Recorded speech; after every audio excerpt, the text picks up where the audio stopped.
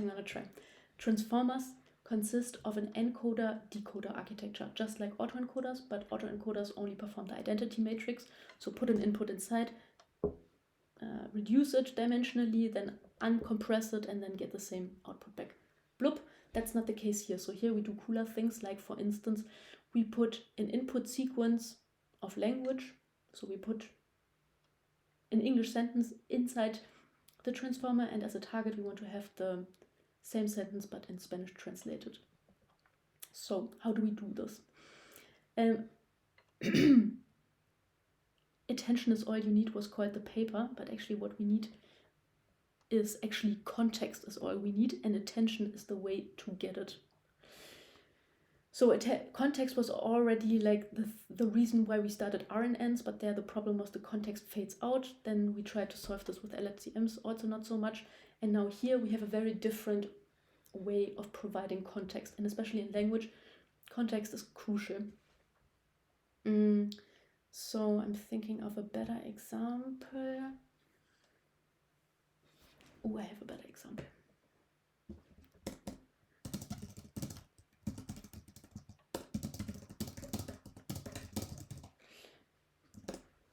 Okay, so our sentence is, I need money, let's go to the bank. So if we look at bank, without context, bank could also mean this thing that's at lakes, like this sandy thing.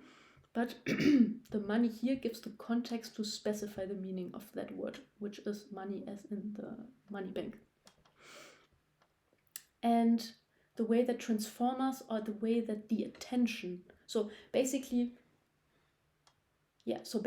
money is a very important context for bank. So when we process the word bank, we want to have a little bit of attention still on money, because money gives us the context of bank. Or in case we have it the other way around, let's go to the bank, I need money. Okay, no, that doesn't work. So when we process bank, that does work. So just imagine this sentence would be, let's go to the bank, I need money. Then when we process this word, we already need to have a little bit of attention here. I mean, it's weird because we don't read this way, but we read this way, so I guess this example is better. So, blee blah bloop.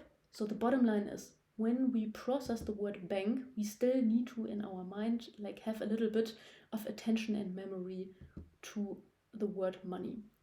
And now in transformers, we do not process item by item, but we shove this entire bad boy immediately into the encoder. And now it's chilling in front of the multi-head attention. Actually, it's just, now we're going to look at just one attention head. So now this word is chilling here. And now the question is, how do we get the money as embedding, as a context for the bank? And in transformers, so first of all, we do not have those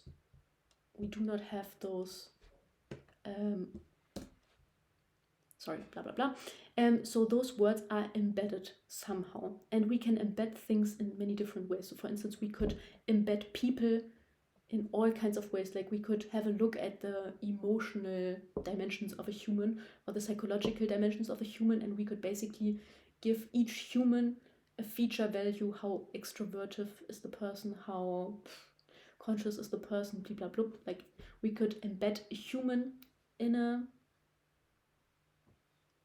semantic ways, but we can just as well take the same human and embed it in other ways. Like for instance, work performance, how fast is the person in solving a task, how many promotions did the person get at work, I mean, how many career steps did the person, so the bottom line is we can take one item, but we can embed it in very different ways. So we can view an item in very different ways. And so also we can view sentences in very different ways. And now we're going to say we have a gigantic embedding. We just embed everything, generally. Then, and definitely not one-hot encoding. Like it will be semantically charged, but I'm not sure under which aspect now, just in a general aspect. Then bank will have an embedding, and then the will have an embedding, and to will have an embedding, blah, blah, blah. So, and now if words are similar in some sense, you know, in some semantic dimension. Yeah, so words and their embeddings can be similar depending on the word and depending on how it's encoded. And I mean, I will probably not be so similar to money. Well, it depends also, but, or for instance, so money and bank, because bank can be like the place where you get money, but money bank can also be like this thing at the lake. But money and bank, if you would encode it like in like a financial sector, kind of like with a financial perspective basically in the embedding, then those should have similar embeddings. And similarity in transformers, similarity in a certain semantic space. So with our dimensions of our embedding, we basically create a semantic space. And if there are two data points that are similar, then yeah, they are semantically similar according to how you encoded them semantically. And similarity we can measure, for instance, with the dot product. And so what we do now is we first embed the words, and then we take the dot product between a word of interest. So let's say we have already processed all of this, and now we are at bank.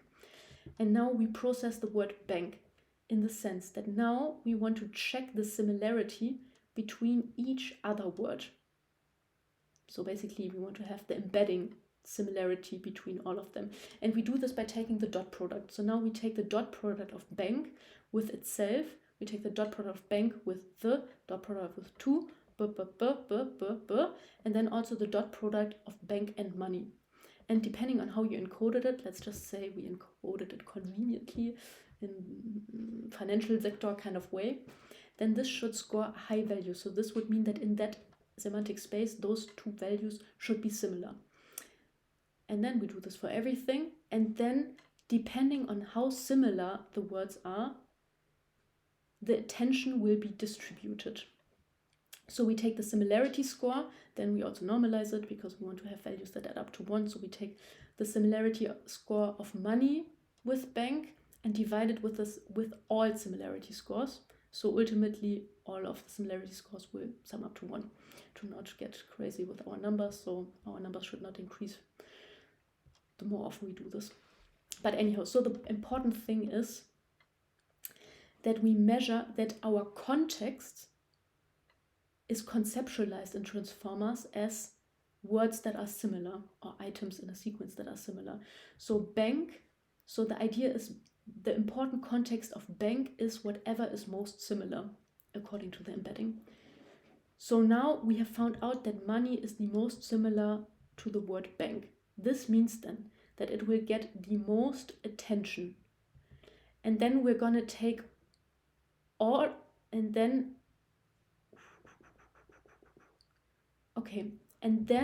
and here it comes, and now and afterwards I'm almost done, and this is basically the essence. So all what attention does is just to change the embedding of bank. Okay, this sounds strange, no?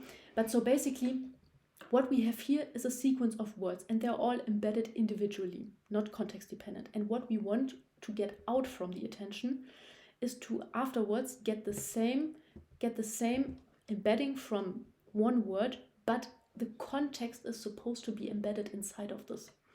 And this we do now by taking each word. So let's directly jump to money because it was similar. So the word has also an embedding with the same dimensions. And now let's say we have an attention. So of course, bank and bank is going to be most similar to one another. So this is going to be the most important thing. But then let's say money is like, so let's say we put 80% on bank attention. And then let's say we put 19% attention on money, or 0.118. Wait. Yeah.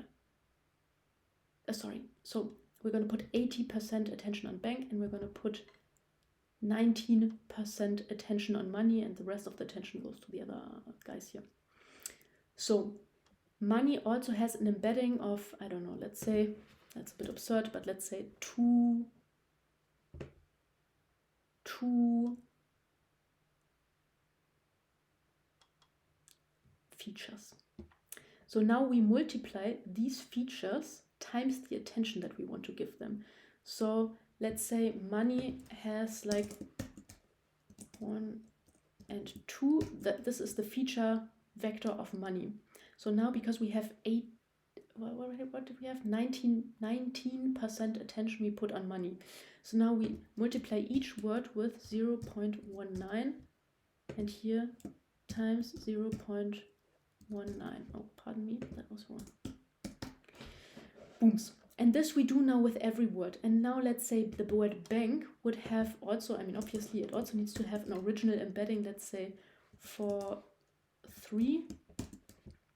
And so we said that we want to put 80% attention on the word bank itself because, I mean, the word is the most important because ultimately we want to encode this word given the context, but I mean, still the word is the main star of this. Okay, obviously, because we put a lot of attention on it.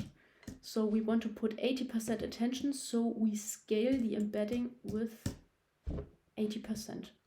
And now for our context-aware word embedding, we sum up all the newly scaled embeddings. So now I just showed you for money and bank, but we do this for everything. Blee, blah, blub, blah, blub. And now we're gonna get the new context-aware embedding, which is gonna be the sum of embeddings. And what we sum is like we sum up each feature. I mean, so we're gonna sum up here. This is gonna be, what's this gonna be? This is gonna be 0.19. And this is gonna be 38. I already forgot, but let's say this is 38. And then this is, oh my god, that's embarrassing. Okay, this is too embarrassing for me to perform this calculation. Now I'm just gonna go ahead like this. So now our new feature vector is gonna be context aware, and we're gonna be like, wait, this doesn't make sense. Oh, so this is gonna be the sum of all values, newly arranged values for feature 1. So it's gonna be this plus this. And then plus, of course, all the other, because we did this newly scaled embedding for all words, plus blee, blah, blub. Oops. And then also for the second feature, we're gonna do 38 plus 3 times 0.8. And so, booms, this is our new context-aware word embedding. And now I said that we can do this in a general semantic space, you know, I mean, because it stands and so we want to measure similarity between words. But we can also only do this if we have like a semantically appropriate embedding. So we can do this either for a general embedding or we can do this multiple times, but we can have different semantic embeddings. So for instance, if we look at people, we could have one embedding that's going to look at the emotional aspect of a person. Then it's good, and we have a second attention, and it's going to look at the work-wise, performance-wise, career-wise dimension of a person. Then, and so on. We can take so we can create different semantic spaces, and then we perform this entire context-aware word embedding in different semantic spaces. This will lead then to us getting like, I need money, let's go to the bank. We can get context-aware word embeddings. We can get 2 different context-aware word embeddings. And this is why it's called multi-head, because each head is going to pay attention to different things. But basically the core mechanism of attention is we want to give attention to what is similar. So we say the stuff is important that is similar with respect to the semantic dimensions in which we encode it. Therefore, we need different embeddings. And those embeddings are the thing that we learn.